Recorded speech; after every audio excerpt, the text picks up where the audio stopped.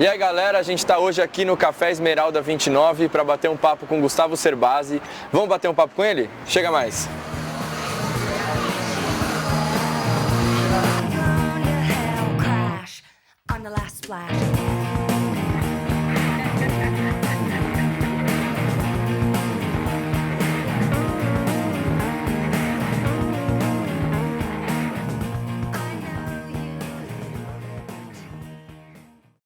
Bom, Gustavo, bem-vindo. Inicialmente, obrigado pela participação. A gente aqui do Fala está muito feliz em receber você aqui para, enfim, dividir experiência, compartilhar um pouquinho das nossas dúvidas aqui, ver se a gente consegue, enfim, chegar à nossa futura e desejada aposentadoria o mais breve possível. A gente abrir aqui para o nosso bate-papo para você contar um pouco sobre esse livro novo, que é o Adeus Aposentadoria, contar um pouco desse conceito, de como conquistar de uma forma saudável essa independência financeira, que é tão, teoricamente, tão polêmica num país que a gente tem tanta, enfim, diferença social, um abismo, né, na verdade, social e cultural, enfim, em termos de população. Eu queria abrir para esse bate-papo aqui para que você contasse um pouco sobre esse livro para a gente. Bom, primeiro, já falei que dos livros que eu escrevi, sempre procurei responder a dúvidas não respondidas dos livros anteriores.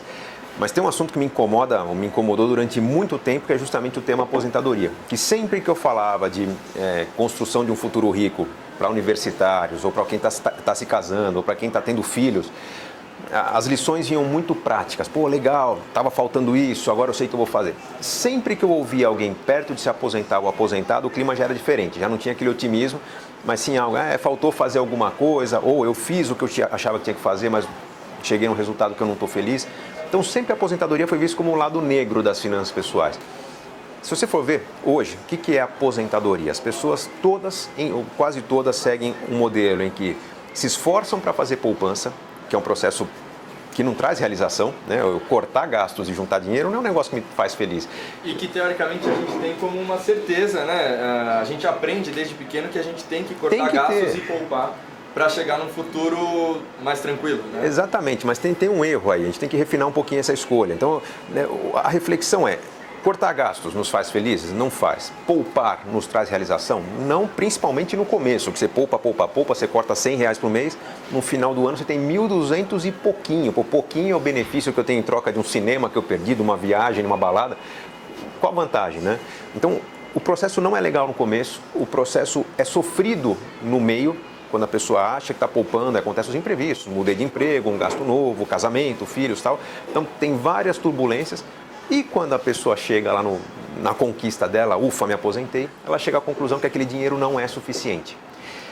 Ou seja, frustrante no começo, no meio e no fim. Deveria ter poupado mais? Se poupasse mais, teria vivido menos. Então, como equilibrar esse processo todo? No fundo, é um erro grave você pensar em se aposentar numa certa idade, mas aposentar no sentido de parar completamente de trabalhar. As pessoas têm que acreditar que vão trabalhar para sempre. Puxa, mas vou aguentar? É um erro grave a pessoa acreditar que tem que sofrer a carreira toda. Sofrer é no começo. Sofrer é para eu mostrar o meu valor e poder dar um próximo passo na carreira. Se esse passo não acontece, tem que mudar de carreira. Ah, mas eu não consigo, porque as pessoas assumem dívidas muito grandes. O universitário começa a trabalhar, o primeiro sonho dele é comprar um carro, né? Alguns anos depois é comprar uma casa e começa a acumular prestação. Chega uma hora que o cara sabe que está ganhando pouco, sabe que não está feliz, mas que ele não pode largar aquele emprego, se largar não consegue pagar as prestações que assumiu. Então ele criou uma jaula para ele. Então qual que é o segredo, né? O que eu discuto profundamente no livro Adeus Aposentadoria? Primeiro, se você vai trabalhar por mais tempo, você tem que ter mais qualidade de vida.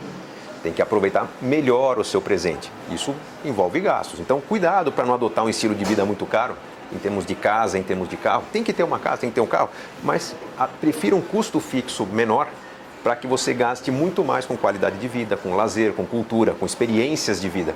Isso faz você não só uma pessoa mais rica, em termos de viver mesmo, mas uma pessoa mais motivada. Outra, né, a pessoa que trabalha melhor, que está mais motivada, ela tende a aumentar sua renda, ela tende a vitaminar sua carreira. Quem que chega melhor para trabalhar? O cara que foi no show da banda favorita no fim de semana ou o cara que ficou espalhando contas na mesa para ver o que vai conseguir pagar? Eu tenho que aproveitar. Então, o gastar bem é parte do processo.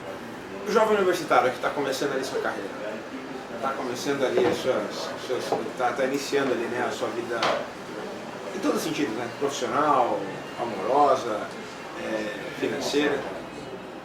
ele já começa, por exemplo, em alguns casos, com um endividamento para financiar os estudos.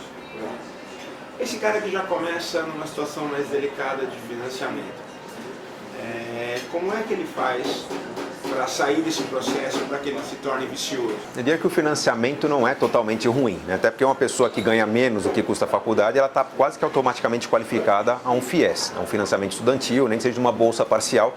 Isso não é um problema, né? Se eu uso o crédito para financiar conhecimento, educação, se eu uso o crédito para comprar um notebook, se eu uso o crédito para comprar uma ferramenta de trabalho, um veículo que vai me transportar para um emprego mais distante, eu estou investindo em algo que vai viabilizar uma renda que não seria viável sem aquela oportunidade, né? Então, existem as dívidas boas e as dívidas ruins. Eu tenho que entender, toda vez que eu tomar dinheiro emprestado, o quanto que eu estou ganhando com aquilo.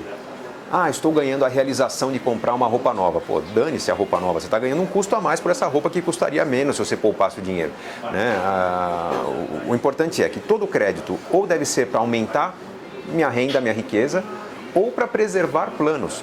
Tem umas convenções que muitas vezes eu não adoto, por exemplo, essa coisa de, sabe, eu quero ter um casamento, eu quero ter uma cerimônia gigantesca de casamento, eu quero ter um carro X. Eu acho que isso atrapalha muito na vida de muitas pessoas, porque elas acabam aderindo isso na cabeça delas, sendo que às vezes elas nem precisam daquilo e elas colocam isso na cabeça e não tira isso, acaba sendo a prioridade delas. Elas falam, olha, eu preciso ter essa cerimônia de casamento, eu preciso ter esse carro, eu preciso ter esse tipo de roupa e é isso que vai, sei lá, me incluir socialmente, alguma coisa assim. Como lidar com essas convenções sociais, né? Essa coisa do consumismo. A negação, né? Exatamente, porque às vezes você aprende que você tem que ter alguma coisa que na verdade não necessariamente você quer, mas você tem que passar por aquele padrão ou por aquele momento, né? E isso acaba te quebrando. Né? Acaba quebrando, então. Mas nós temos uma evolução importante para a nossa sociedade brasileira, que é abandonar um pouco o estilo do ter e tentar ser mais o ser, né? Eu sou uma pessoa diferente, porque nós somos latinos, né? Origem latina, e uma característica muito marcante das sociedades latinas é que as pessoas valorizam muito a aparência. Então, o meu vizinho pode estar com um carro fantástico, vestindo uma roupa de marca, morando numa casa bacana. Desculpe a palavra, ele pode estar fudido no banco, mas ninguém percebe a conta financeira dele, então o que importa é o que ele demonstra ali, né? Então, o que é fundamental é entender que muitas vezes aquilo que eu tento provar para os outros está arruinando a minha vida financeira.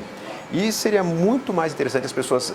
você tocou no assunto do casamento, né? Eu quero ter um casamento. Pô, eu fui em incontáveis casamentos, você vê as pessoas gastando 80 mil, 100 mil, 120 mil reais, e o que tem? A melhor flor, a melhor banda, a melhor igreja, o melhor buffet, a melhor celebração, e os convidados falando, aquela outra festa que eu fui estava um pouco melhor. Pô, você põe tudo do melhor e ainda fica aquela comparação do detalhe que ninguém sai comentando. Agora, se você vai numa festa, pode ser simples, pode ser na paróquia da igreja que o casal cresceu, pode ser na praia, pode ser num sítio. Mas se alguém fez uma poesia para o outro, ou se algum convidado fez uma música especial para o casal, ou se um prato servido foi cozinhado pela avó de um dos dois, aquilo marca muito e às vezes não custou nada. Então nós temos que aprender que uma celebração tem que ser algo marcante, e o marcante não é caro.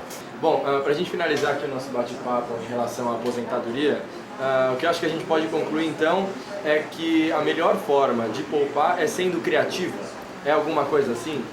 Você estava dividindo com a gente um pouco na verdade, de opinião, de atitude, de conseguir contornar situações um pouco mais difíceis. Então, em vez de eu ir jantar fora, eu aprendi a cozinhar junto com a minha esposa. Exatamente. Enfim, e assim sucessivamente em diferentes situações. A gente tem que usar então um pouco dessa criatividade do brasileiro, que tem até um pouquinho mais, teoricamente, do que em outros países, para a gente conseguir essa independência financeira. E ainda pegando um pouquinho no gancho, eu te pedi para falar antes, o que você entende como independência financeira? Tá, bom, acho que eu vou inverter na verdade a resposta. É importante entender que a criatividade é uma moeda tão poderosa quanto o dinheiro. Eu, com tempo, com pesquisa, eu faço coisas que talvez muito dinheiro não faria. Eu posso ter o sonho de fazer uma grande viagem e com a devida pesquisa, com a devida dedicação, eu posso encontrar pacotes de viagem muito mais baratos, ou de última hora, ou uma promoção relâmpago, alguma coisa que viabilize sonhos que às vezes exigiriam meses de poupança.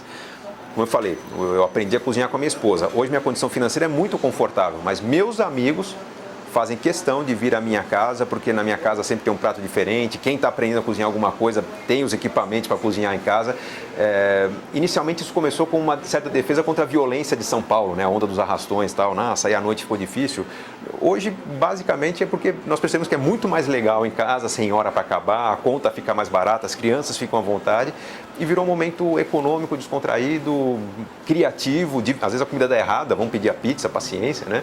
Mas acho que isso faz parte de todo o processo de enriquecimento. O enriquecimento ele não é trocar o presente pelo futuro, não é cortar gastos agora, ficar infeliz para garantir a felicidade amanhã. Pode ser que amanhã não chegue. Então eu tenho que ter uma vida feliz hoje, então tenha criatividade no consumo de hoje, encontrar a realização, tem que gastar o máximo que eu posso, na verdade, para aproveitar mais experiências, poupar o mínimo que eu preciso, com criatividade, com inteligência, com dedicação, curiosidade para aquilo se transformar em rentabilidade maior, para que eu mantenha no futuro o bom estilo de vida que eu tenho hoje. Isso vale especialmente para os jovens, porque eu vejo muito jovem falar que não faz questão de pensar no futuro, na aposentadoria, na poupança agora, porque quer aproveitar a juventude. E depois, quando passar essa fase, começa a se dedicar um pouco mais ao futuro. Pô, eu quero que minha juventude não acabe nunca. Eu quero viver bem para sempre, né? Então eu quero ter realmente um estilo de vida que seja perpétuo e não cair numa situação que agora, passou a fase da curtição porque decidi casar ou decidi ter filhos. Não, a gente vai ver que tem jovens de 90 anos vivendo muito bem e tem velhos de 40 sem liberdade nenhuma porque se aprisionaram num estilo de vida muito caro, nas dívidas, no insucesso na carreira.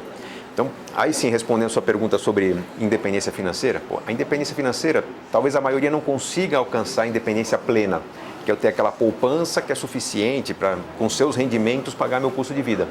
Mas a partir do momento que eu tenho uma sensação de que eu tenho algo a meio caminho disso, né? Uma condição de que, puxa, meu patrimônio hoje aplicado no banco rende metade do meu salário, né? Eu rende 1/3 do meu salário.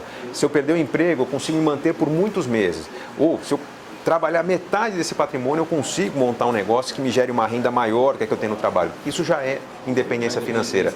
Já é a liberdade de... Eu cansei de engolir sapo na carreira, eu abandono a carreira, eu me aposento e vou partir para uma iniciativa de realização pessoal, mudar a carreira, fazer aquele curso dos sonhos que eu desisti de fazer porque não ia dar grana. Não é você refém desse salário mensal. Exatamente. Até porque com a experiência, o que parece ser uma carreira difícil para quem está começando, lá na frente pode ser uma carreira apaixonante. Então acho que as pessoas têm que buscar sonhos e a pior coisa que pode ser feita é estabelecer a aposentadoria como um ponto final. Eu acho que é um ponto inicial, é onde começa a melhor parte. Espero que as pessoas se aposentem mais cedo, né, para poderem aproveitar por muito mais tempo essa fase mais interessante. Legal. Gustavo, obrigado pelo bate-papo aqui com a gente. Eu quero agradecer ao Emílio e ao Marcelo também que participaram aqui com a gente. Galera, até o próximo programa. É isso aí.